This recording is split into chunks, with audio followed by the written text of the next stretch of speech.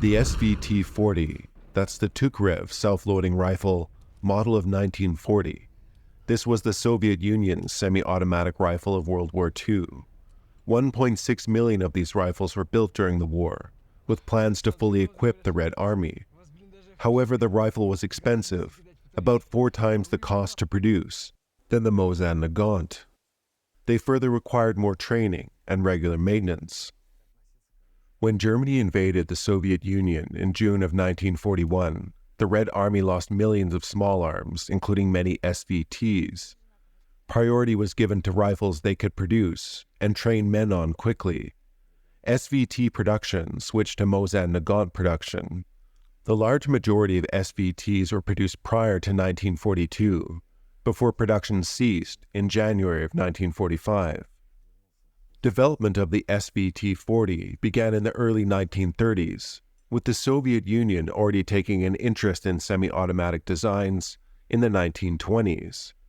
Soviet weapon designers like Sergei Simonov developed the AVS-36, for which he created the first prototype in 1931. This was one of the first select-fire infantry rifles ever adopted for military service. It was, however, unreliable and complicated. Designer Fedor Tukarev's rifle, the SVT-38, was accepted for production in 1938. 150,000 of these were made. It used a short-stroke, spring-loaded piston above the barrel and a tilting bolt, similar to what would be seen in rifles like the FN-FAL. The SVT-38 was used in the Winter War with Finland. The weapon had issues. The gas port was prone to fouling, magazines easily fell out, and it was inaccurate. The SVT-40 attempted to correct some of these issues. For example, the magazine release could now be folded away. But mechanically, it remained essentially the same. It was made lighter, weighing 3.85 kilograms unloaded. It was further easier to manufacture, and production began in July of 1940. The SVT uses the same cartridge as the standard Mosin Nagant bolt-action rifle, the 7.62 by 54 rimmed cartridge. The SVT has a standard 10-round detachable box magazine and can also be loaded using standard Mosin Nagant stripper clips. The safety for the rifle is a simple flag type. It folds behind the trigger to simply prevent it from being pressed all the way back. Rear sights are adjustable out to 1,500 meters. The muzzle brake can be 6 or 2 ports. The 6-port brake was incredibly loud, but provided the best recoil reduction.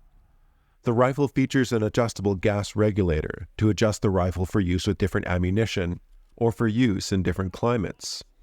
This Finnish soldier seems to be struggling with his rifle. Perhaps he needs to adjust the gas regulator for the cold, or just the gas pressure generated from blank cartridges. Large supplies of semi-automatic rifles were novel early in the war. German soldiers and even Finnish soldiers used captured SVTs. The Wehrmacht, which captured significant quantities of the rifle, designated them the Selbstladegewehr 258 and 259. Captured SVTs aided in Germany's development of the Gewehr 43 rifle. SVTs were problematic. They were not overly accurate. Construction was inconsistent. Rifles could be poorly seated in their stocks, allowing the receiver to shift on firing. Users of the rifle would shim the stock with birch chips, where it meets the lower metal handguard. Unsurprisingly, the sniper variant of the rifle was not popular and discontinued in 1942. Overall, the rifle was considered flimsy and difficult to service. The stock was made of Arctic birch and frequently cracked. Again, this could be upgraded in the field, usually not by using bandages, but rather the drilling and adding of bolts. A version of the rifle was made that could fire fully automatic, the AVT-40, which went into production in May of 1942. It has a modified safety that acts as a fire selector to switch between semi-automatic and fully automatic fire. It can fire 750 rounds per minute. This automatic fire was hard to control, and the rifles frequently broke due to the increased strain. After the war, SVTs began being withdrawn from service and were completely replaced by the mid-1950s by firearms like the SKS and of course the AK-47.